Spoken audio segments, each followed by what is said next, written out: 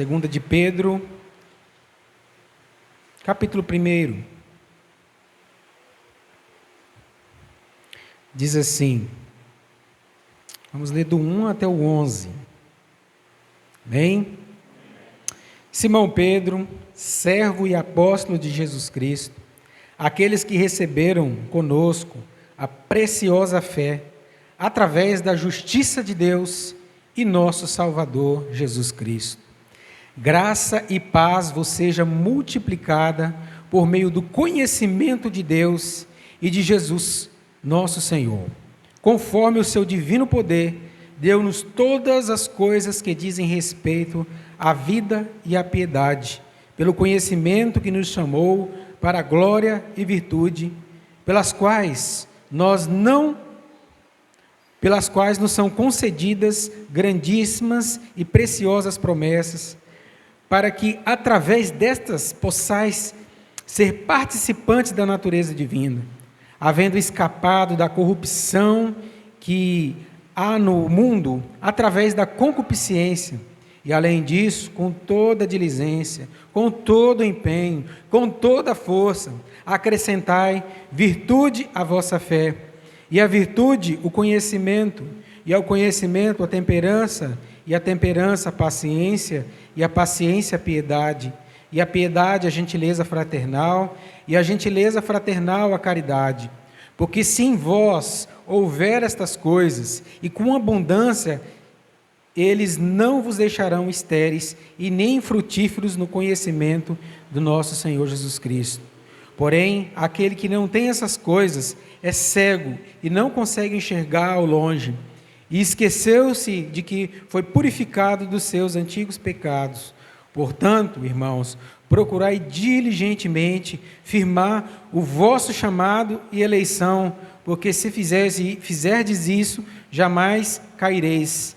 Porque assim uma entrada vos será amplamente ministrada no reino eterno de nosso Senhor e Salvador Jesus Cristo. Amém? Pode sentar, irmãos. Glória a Deus pela palavra de Deus e por tudo que a gente já viu até aqui, né? Agora chegou a hora que nós também iremos participar dessa outra fase do culto, que é a ministração da palavra.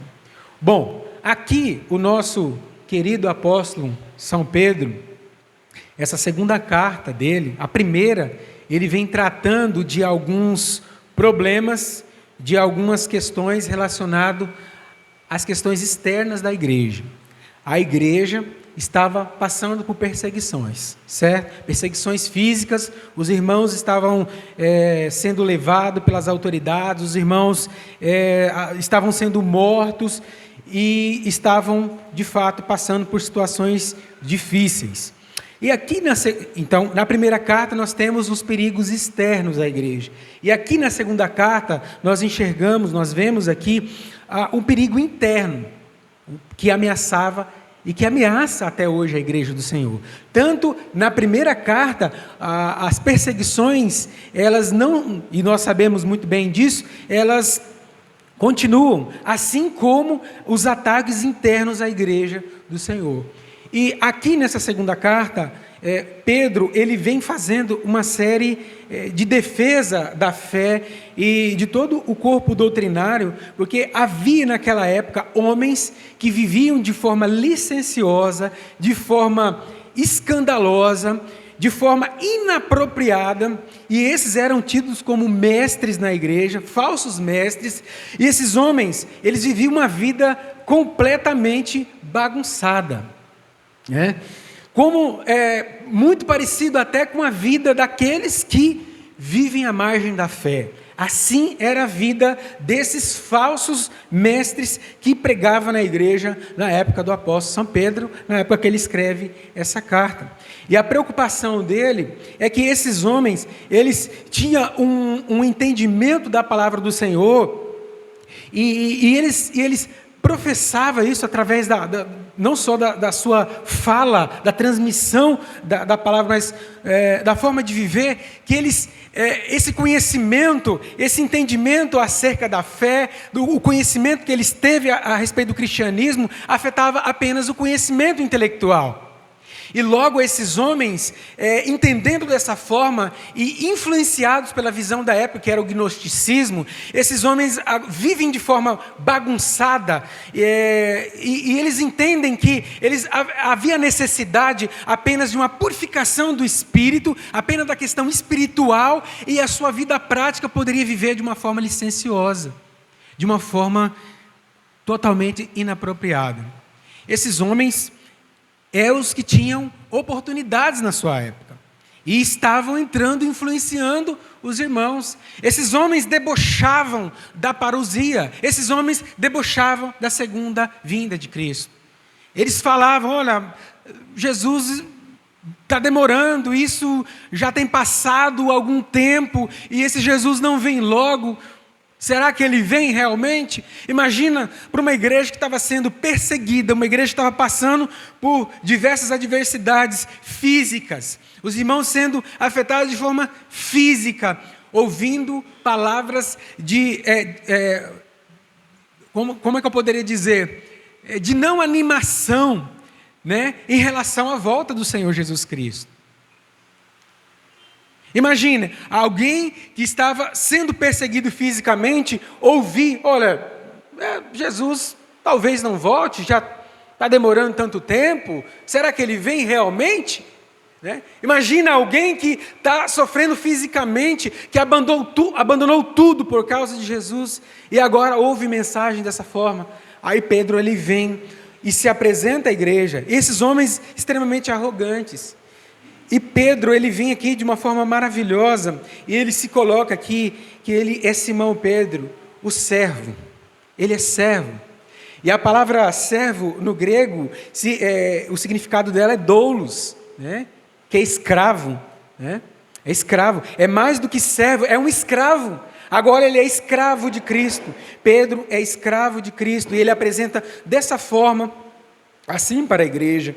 E ele fala também que ele é o apóstolo. Esse é um título que ele recebeu de Jesus. Ele foi chamado para ser enviado de Deus. E ele se apresenta ao mesmo tempo como alguém servo, como alguém que está ali para ser usado por Deus, mas também como alguém portador da mensagem, que vai levar a mensagem que, juntamente com os outros apóstolos, que se tornará o fundamento da igreja. A doutrina por esses homens levada é o fundamento da igreja cristã. Sem essas doutrinas, a igreja não subsiste. Esses homens, os apóstolos, foram esses precursores. E aqui ele fala que não somente ele, mas a todos aqueles que receberam com ele essa graça. Ele recebeu essa graça, não só ele é portador desse título de servo. E engraçado que não somente Pedro se intitulou como servo, nós temos Isaías também se colocou como servo do Senhor, né? Como escravo de Cristo, como escravo de Deus, né? Nós temos também o apóstolo Paulo, ele se coloca como servo. Samuel também, o profeta Samuel, ele se coloca como servo. Todos os grandes homens de Deus sempre se colocaram como servo, como tapetes, como alguém que estava ali disponível para ser usado por Deus. E assim, essa fala do apóstolo, a apresentação dele a essa igreja perseguida. Porque aqui ele não está levando a mensagem para uma igreja específica, mas para todas as igrejas da época. Para nós também aqui nessa noite. Amém, queridos? E ele continua: graça e paz vos sejam multiplicado por meio do conhecimento de Deus e de Jesus Cristo, nosso Senhor. Engraçado que ele fala aqui da graça e da paz, né? Eu estava até comentando com o irmão Nelson no começo do culto e com o presbítero Lorival, que às vezes a gente fala só a paz, né? Paz, né? Mas a paz está relacionada à graça. Nós só temos a paz com Deus porque nós fomos graciosamente encontrados por Cristo. Porque a graça nos encontrou e nós temos a paz. É por isso que é graça e paz. E aqui ele fala para os irmãos que é por meio do divino poder que nós recebemos essa graça e essa paz, né? A respeito da vida, deu-nos as coisas que dizem respeito à vida e à piedade. A piedade é a forma correta de adorarmos a Deus, e nós vamos ver em seguida. Pelo meio do conhecimento daquele que nos chamou para a sua glória e virtude. A palavra conhecimento no grego, ela tem o significado, já foi falado várias vezes aqui pelo pastor, né, o significado dessa palavra. Em grego, ela significa gnosis, né? A palavra conhecimento, ela significa gnose. Mas o que nós vamos ver é que o apóstolo São Pedro aqui, ele vai falar de um conhecimento, não de um conhecimento intelectual, que já foi falado aqui nessa noite, já ia chamar de apóstolo João, é quase que podemos chamar, né? Pelas piadas que rolam aí a respeito da idade do João, né? Então, o nosso presbítero João já falou sobre isso hoje, sobre que nós não tenhamos apenas um conhecimento intelectual, mas que tenhamos o amor. E nós vamos ver que o apóstolo Pedro, ele fala, na última parte aqui, ele vai falar sobre o amor. E que na verdade é o que vai existir. Depois que o nosso Senhor Jesus Cristo vier e nós formos morar eternamente com Ele, né, no novos céus e na nova terra, né, todas essas coisas, elas vão deixar de existir. E a única coisa que vai existir vai ser o amor. Nós iremos nos relacionar com Deus eternamente por meio do teu amor, do seu amor maravilhoso. É a única coisa que vai continuar, é a única coisa que vai subsistir diante de todas essas coisas. Mas o apóstolo Pedro aqui, ele está falando, ele está utilizando uma outra, ele está acrescentando um outro significado também que se dá à palavra conhecimento no grego, que é a palavra epignosis, que aqui ele vai falar de um conhecimento que faz com que haja, a palavra que o Wesley gosta muito de utilizar, vai haver um movimento, né? Esse conhecimento, ele não vai ficar apenas na aquiescência intelectual, ele não vai ficar apenas na mera intelectualidade, mas ele vai gerar algo, a partir daí algo vai ser gerado. E olha só o que os comentaristas dizem a respeito disso. Poderia ser interpretado como conhecimento que sempre está avançando em direção daquilo que se busca conhecer. Quanto mais compreende os cristãos o significado da graça e de Jesus Cristo, tanto mais compreende o significado da graça e da experiência de paz. Exatamente isso a respeito do que ele está falando. Quanto mais conhecemos Jesus, mais queremos conhecer a Jesus. E nós vamos ver que isso é uma característica dos servos do Senhor. Nós somos daqueles que nós não temos medo do conhecimento. Igual, durante muito tempo da minha caminhada cristã, a gente sempre ouvia aqueles irmãos falar assim, cuidado que o conhecimento mata, né? A letra mata, né? Mas há uma outra interpretação para isso, né? Que não é o conhecimento ali, é a lei mata, né? E que a graça de Deus, quando ela vem e dá a explicação, Jesus dá a explicação da lei, traz o Espírito e vida para as nossas vidas, e aí a partir daquilo ali a gente consegue cumprir a lei, porque a lei mostra o nosso pecado, ela é um espelho, quando nós olhamos nós vemos ali o nosso pecado. E o conhecimento aqui, no caso para nós que estamos em Cristo Jesus, ele vai gerando uma amizade, ele vai gerando uma afeição cada vez maior por Jesus. Amém, queridos? Olha o que ele diz aqui no verso 3. Visto com o seu divino poder, nos deu todo o que diz respeito à vida e piedade, pelo conhecimento daquele que nos chamou, pela sua própria virtude. Né? Olha que maravilha! Ele se refere à infinita bondade de Deus, que eles já haviam experimentado, uma vez que conheceram a Jesus. Deus então realmente nos dá vida, que Ele nos renova para a obediência da justiça. O que é necessário para a piedade e a salvação deve vir somente dos dons sobrenaturais, né? Porque nós conseguimos tudo isso que o apóstolo Pedro vai falar em seguida, nós só vamos conseguir, só vai ser visto em nós por causa dos dons sobrenaturais que nós recebemos de Deus, o dom da salvação. Nós recebemos esse dom, queridos, Nós recebemos esse dom. E agora, por causa desses dons, nós nos relacionamos com Jesus. Nós relacionamos com Deus. Através do conhecimento de Deus, nos torna participante de tão grandes bênçãos, mesmo dando-se a conhecer a nós pelo conhecimento do Evangelho, pelo conhecimento de Deus, que é o princípio. Esse conhecimento, na verdade, que nós temos de Deus, por meio da palavra do Senhor, ele é o início da caminhada cristã. E nós vamos ver que não vai ficar somente nisso, nós vamos ver que haverá um aperfeiçoamento dessas dádivas, vai haver um aperfeiçoamento do cristão, e Deus evidenciará algumas virtudes na vida dele, né? Olha o verso 4, diz assim: pelas quais nos são concedidas grandíssimas e preciosas promessas.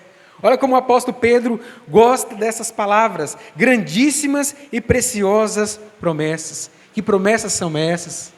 Quais foram as promessas que nós recebemos do nosso Deus?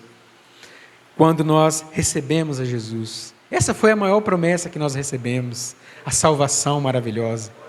Essa é uma grandíssima e preciosa promessa. E agora nós nos tornamos participantes da natureza divina. Engraçado que naquela época havia alguns, né, que queriam acusar o apóstolo Pedro aqui, né? Não acusar o apóstolo Pedro, mas interpretava que a partir dessa fala do apóstolo Pedro, é que agora nós nos tornamos pequenos deuses, né? Quando ele fala aqui, olha lá, vamos lá na tua palavra, vamos lá, no texto da palavra do Senhor, pelos quais, verso 4, pelos quais nos são concedidas grandíssimas e preciosas promessas, para que através dessas possais ser participantes da natureza divina, havendo escapado da corrupção que há no mundo através da concupiscência.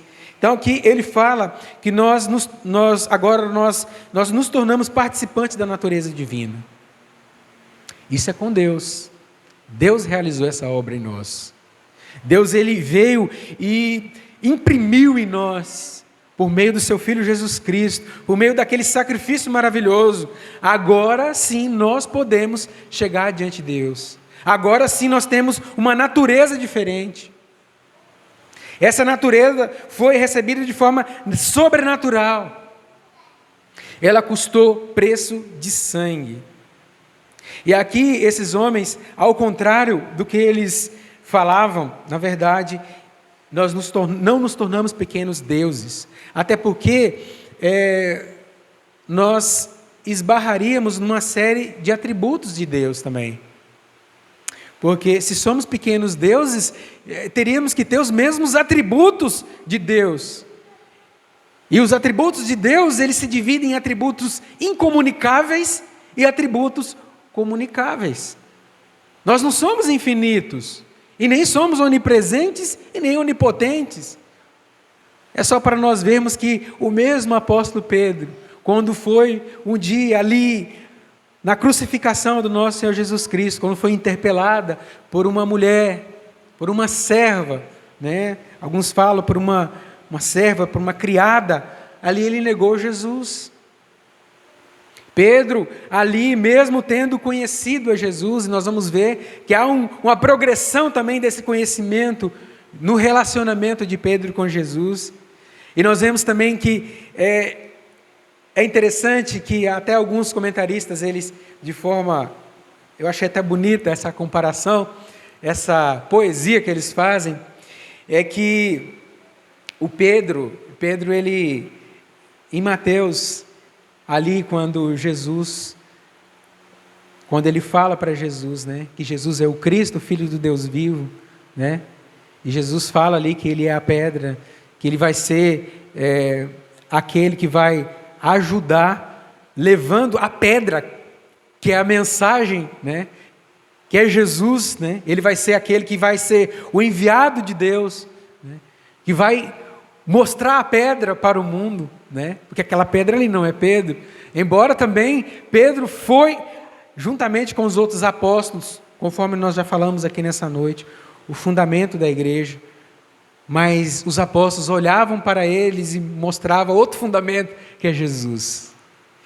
E aqui nós vemos um Pedro, aqui na outra oportunidade, né, um Pedro muito confiante, quando ele afirma que Jesus é o Cristo, Filho de Deus vivo, e ele de forma muito confiante ali.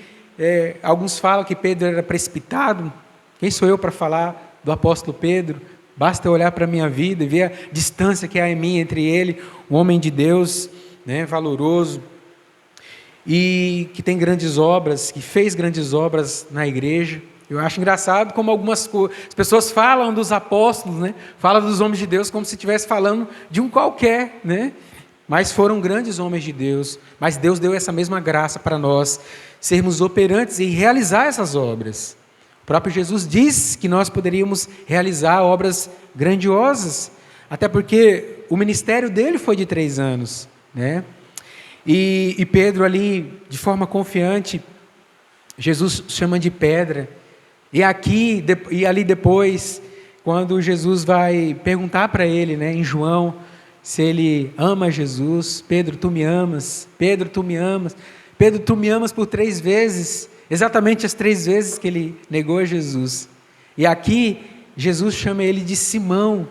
Alguns falam, olha, aqui, primeiramente, Jesus chamou de um Pedro, vamos dizer, um Pedro mais virtuoso, né? E aqui, quando Jesus, no seu segundo encontro com Pedro, na sua segunda acariação com Pedro, quando ele chama Pedro para apacentar suas ovelhas, né? Aqui ele chama Pedro de Simão, o que dá para mostrar para Pedro: olha, Pedro, você é fraco e você vai depender de mim.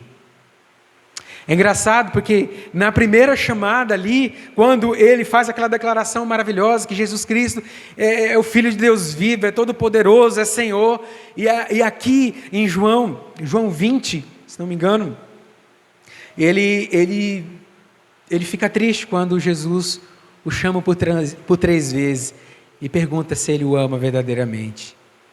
Então, pode ser que Pedro foi modificado, claro, pode ser não, certamente ele foi transformado durante a sua caminhada. Aqui, provavelmente nós temos outro Pedro, né? E Jesus fala: olha, antes você ia para onde você queria, mas agora você será levado, né?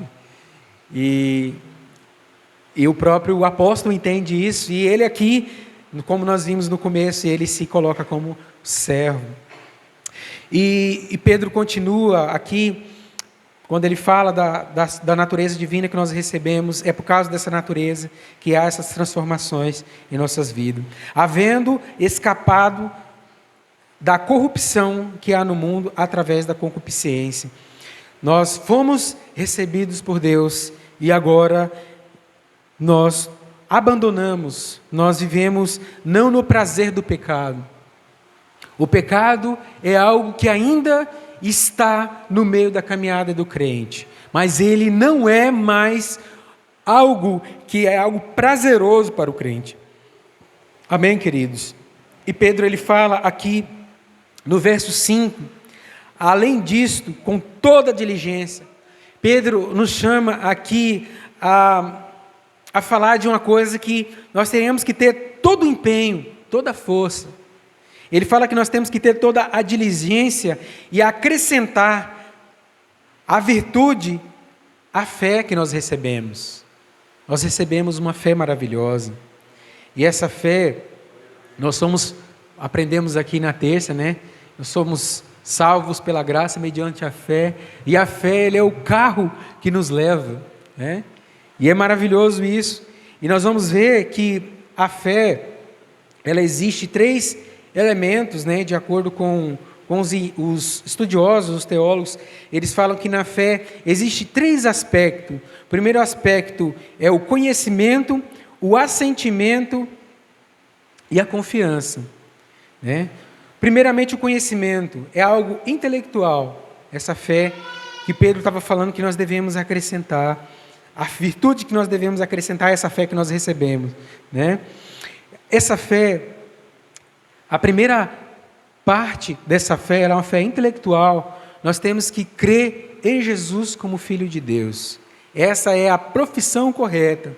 Mas nós temos também, dentro dessa fé, o assentimento, que é a convicção de que o conteúdo de nossa fé, ela é verdadeira. Então, o assentimento, ele vai dar para nós a convicção de que essa fé que nós cremos, que Jesus é Filho de Deus, o nosso Salvador, que nós entregamos a Ele toda a nossa vida, que a nossa vida, ela se encontra na mão dEle, somente Ele pode nos resgatar, somente Ele pode nos livrar de toda a condenação eterna. Isso vem por meio do assentimento. Uma pessoa pode saber a respeito da fé cristã, mas olha aqui que interessante. Apesar disso, ela pode crer que tal conteúdo não é verdadeiro. Então ela pode ver o conteúdo da fé, ela pode ler sobre aquilo, e ela poderia falar, não creio nisso. E não dá nenhum tipo de razão, não dá nenhum tipo de vazão para que essa fé ela produza conhecimento. O próprio diabo, ele crê, ele sabe que Jesus Cristo é Deus. Ele conhece a verdade, ele tem o conhecimento intelectual da verdade, mas ele não tem prazer nesse conhecimento. Ele não tem prazer porque esse conhecimento gera relacionamento, ele não tem um relacionamento de Deus por meio do amor. Ele realiza as coisas que realiza porque ele tem que realizar, porque foi Deus que mandou. Deus mandou e ele tem que executar.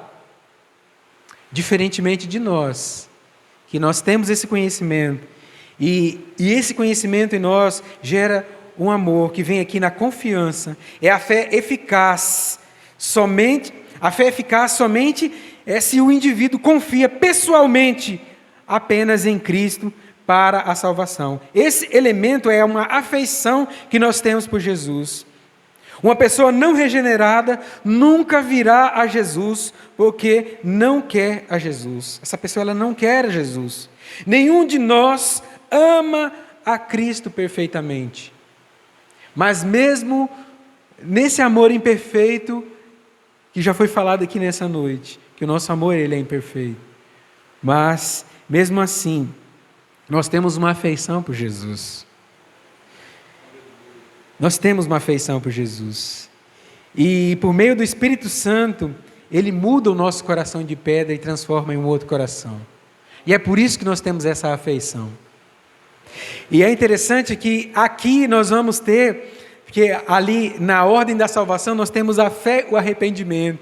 Né? E exatamente a fé ali, o crente, né, a nova natureza vai sendo infundida, o crente vai entendendo ali, nós não sabemos exatamente em que momento isso acontece, nós sabemos que acontece, né? Ele ouve a mensagem do Evangelho, e aquilo entra para o coração dele, ele tem a convicção de que aquilo é verdade, e agora ele tem uma afeição por Jesus, ele crê na pessoa de Jesus, porque a fé é crer numa pessoa, somente numa pessoa, somente Jesus pode nos dar a salvação. Essa é a fé. E Pedro ele fala que não somente a fé, né, mas ele vem falar também do conhecimento. Nós devemos acrescentar não só a fé, mas a virtude. A virtude é o segundo ponto. Em grego, significa a palavra virtude, arete. É aquela virtude que faz com que um homem seja um bom cidadão e amigo.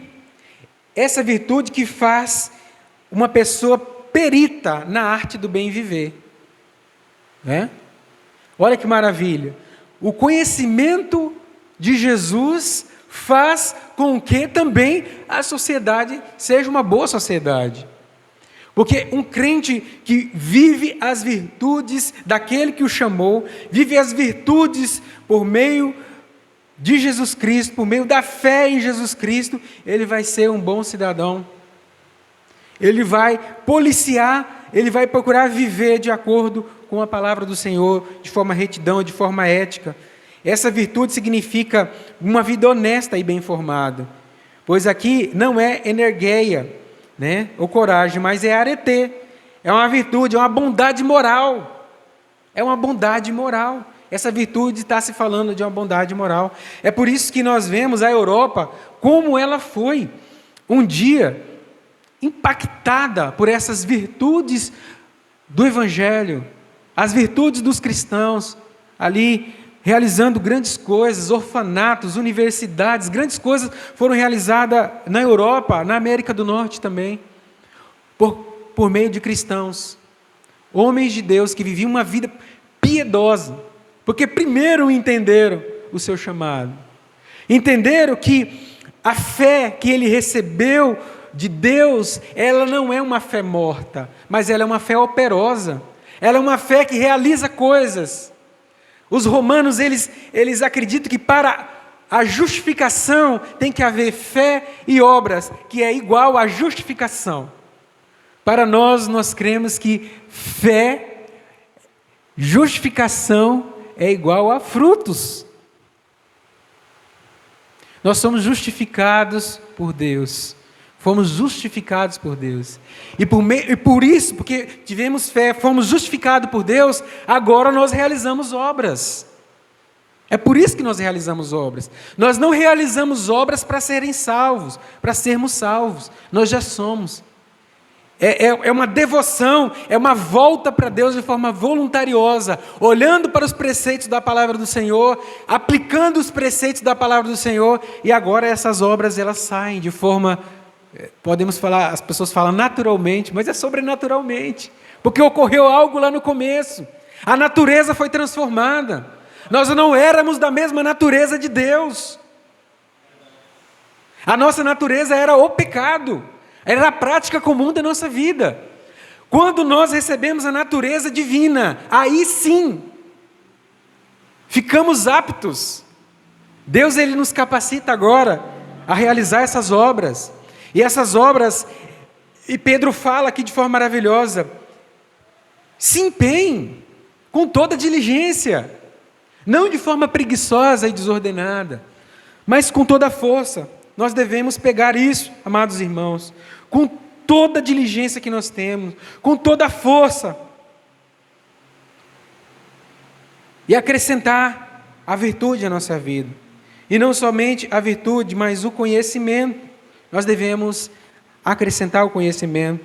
E como nós já falamos aqui, essa palavra que quer dizer um conhecimento que gera algo. É o conhecimento relacional com Deus. Por meio desse conhecimento relacional que nós temos com Jesus Cristo, nós realizamos coisas. Nós passamos a ver as coisas de forma diferente. É aquele conhecimento que capacita o homem a decidir corretamente e agir honorável e eficazmente, quase não saiu, nas circunstâncias e situações da vida cotidiana. A palavra pode incluir também um conhecimento geral das doutrinas bíblicas, da fé cristã. Quando nós abraçamos a fé cristã, amados irmãos, nós temos prazer de querer conhecer mais de Jesus. Nós queremos conhecer mais das doutrinas. Isso é importante. Nós podemos ser crentes salvos que vivem uma vida sem entendimento. E nós vamos ver depois, posteriormente, que Pedro ele vai falar que é como essas pessoas vivem de forma míope. Elas não conseguem enxergar um palmo à frente do seu nariz. Ela não tem discernimento das coisas. Quando nós não vamos acrescentando essas coisas à nossa vida. Então nós devemos ter um amor ao conhecimento de Deus. E ele fala não só isso, mas o domínio próprio, a temperança. Significa capacidade de enfrentar-se consigo mesmo. O domínio próprio, ele é algo que nós vemos nas nossas relações com as pessoas. Não adianta a gente achar que tem domínio próprio se Deus não nos colocarmos em situações que nós somos confrontados. Às vezes por causa dos nossos apetites mesmos, as nossas inclinações, como que nós vamos ser refreados, como é realizados esses refreamentos na nossa vida.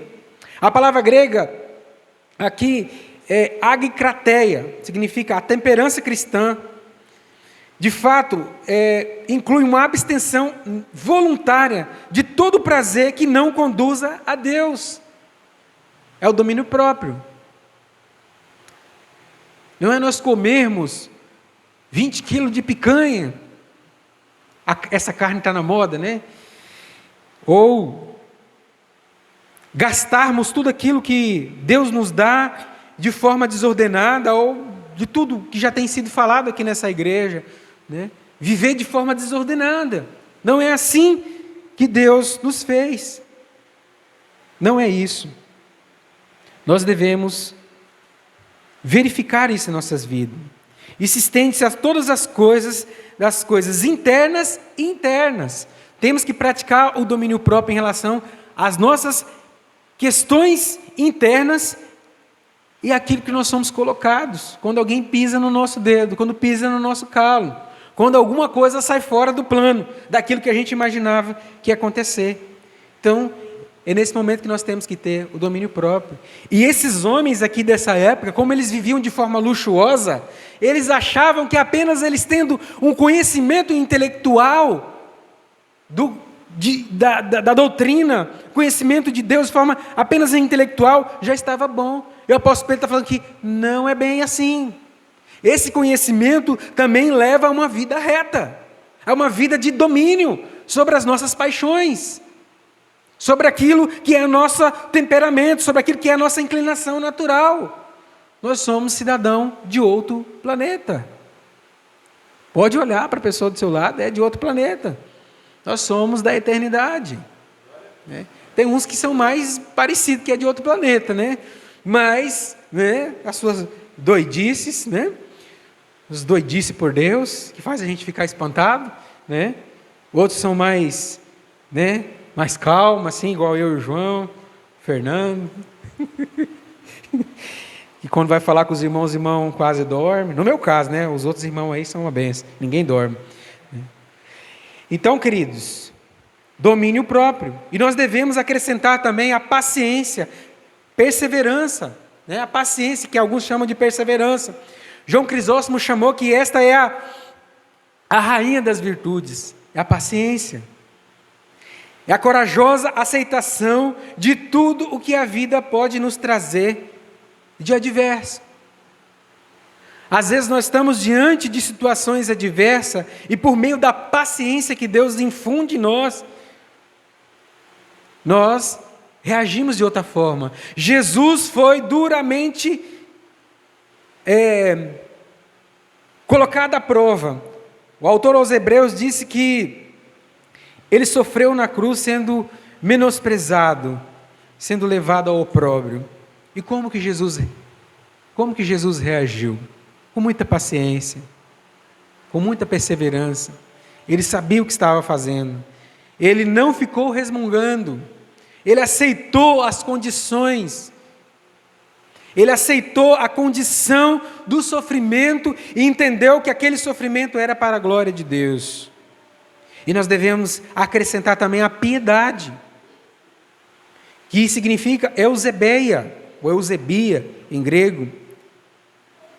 É a grande característica da palavra eusebia, é que aponta em duas direções.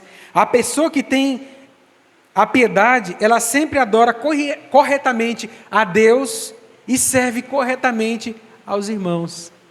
É uma adoração, é uma doxa, né? Ele adora de forma correta, né? Ele não vai sair das linhas. Nós vemos às vezes as pessoas sempre tendo uma inclinação mais por uma área. Mas aqui quando ele fala da piedade, é algo que é realizado de forma equilibrada, é servindo a Deus de forma corretamente e servindo aos irmãos de forma corretamente. E Pedro, ele não ficou somente nisso, ele acrescentou o amor fraternal, né? Que é o amor aos irmãos, que é a nossa forma de viver aqui nessa terra, nesse pequeno núcleo, essa pequena célula pequena, que nós estamos aqui na Missionária Volta de Cristo. A forma que nós nos relacionamos, é a preocupação de Deus com a forma que nós nos relacionamos como os irmãos. A nossa preocupação, que já tem sido dita aqui, né? Nas palavras tem sido dita, a nossa preocupação com os irmãos revela o nosso caráter cristão, nossa preocupação com aqueles que não estão vindo, que não estão presentes, né? A nossa oração por eles revela o nosso amor cristão. E nisso, penso que todos nós precisamos melhorarmos, todos nós precisamos empenharmos nisso, para que a igreja cresça de forma maravilhosa, para que todos vão caminhando junto. O amor fraternal, ele é importante. E por último, a oitava característica aqui que Pedro fala, que vai acompanhar esse Filho de Deus, esse homem que teve a natureza transformada, que tem a natureza divina, ele também vai ter o amor, que é o que o João falou aqui nessa noite. Nem mesmo o afeto pelos irmãos é suficiente. O cristão tem que chegar a um amor tão amplo, inclusive, como o amor de Deus, que faz com que seu sol saia sobre os justos e injustos, e que chova sobre os maus e os bons. Esse amor, é importante que ele também invada as quatro paredes aqui nossas, que eles alcancem também os incrédulos. E principalmente esse amor, ele é manifesto quando nós anunciamos a palavra do Senhor, quando nós nos preocupamos com a salvação daqueles que estão aí fora. Esse é o amor. O cristão tem que finalizar mostrando a todos que o amor de Deus mostrou a ele próprio. O amor de Deus foi mostrado para nós, e agora nós mostramos o amor de Deus para os outros.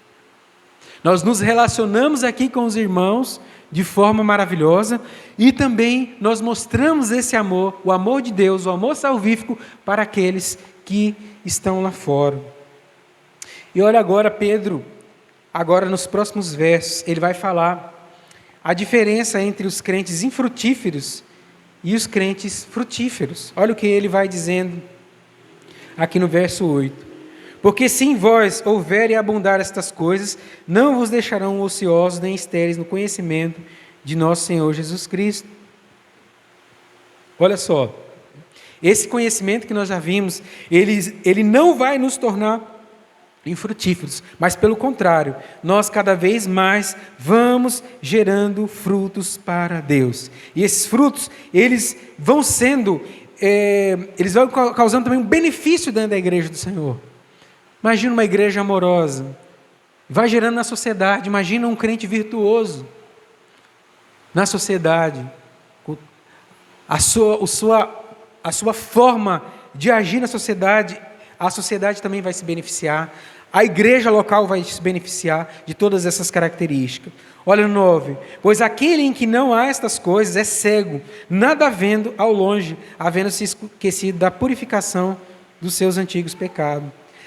Andar sem Cristo é necessariamente andar na escuridão. Quem não anda com Cristo anda na escuridão e logo ele não vai conseguir enxergar. Andar sem Cristo é cair no perigo de adotar um conceito míope e limitado da vida. Exemplo é de alguém que vive pensando apenas nas coisas aqui da terra.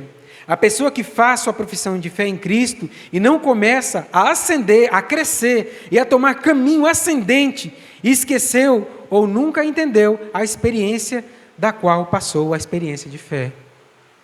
Olha que terrível, irmãos. Olha que terrível.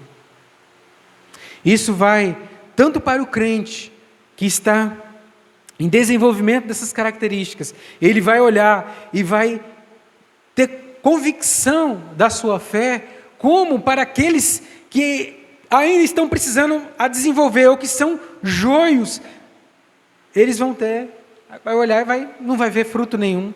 A igreja não vai ver esses frutos, não vai ver esses frutos.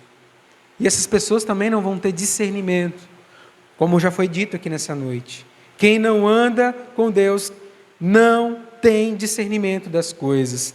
Olha o que Pedro diz aqui, a recomendação dele nos versos 10 e 11. Portanto, irmãos, procurai fazer cada vez mais firme a vossa vocação e eleição, porque fazendo isso, nunca, jamais tropeçareis. Nós fomos salvos pela graça, mediante a fé. Amém? E ele está falando para os irmãos aqui, olha, irmãos, procurar e fazer cada vez mais firme essa vocação. Vocês foram chamados, vocês não foram eleitos, então agora viva de acordo, porque dessa forma vocês não vão tropeçar. Crendo firmemente em Jesus, vocês não vão tropeçar, vocês não vão para a moda do momento, vocês não vão procurar a igreja com pintura preta, você não vai procurar a igreja com globo de luz, mas você vai procurar a verdadeira luz, que é Jesus. Amém? E aí ele fala, que inclusive o pastor já pregou isso, foi tema, se não me engano, em um dos aniversários aqui da igreja, né? Ele fala aqui, no 11, porque assim vos será amplamente concedida a entrada no reino eterno do nosso Senhor Jesus Cristo Salvador. O quadro que tem em mente é de uma marcha, e que quer dizer que nunca seremos abandonados nessa marcha. Ele nos capacitará para que não caiamos, mas sim que possamos prosseguir até alcançar a varonilidade. Um dia nós seremos totalmente perfeitos, amados. Ainda aqui nessa terra nós vamos enxergar muitas imperfeições em nós. E os irmãos também vão enxergar mais ainda essas imperfeições em nós. Mas um dia nós seremos perfeitos, assim como Ele é perfeito. Os nascidos de novo, eles devem viver em constante evolução, de glória em glória.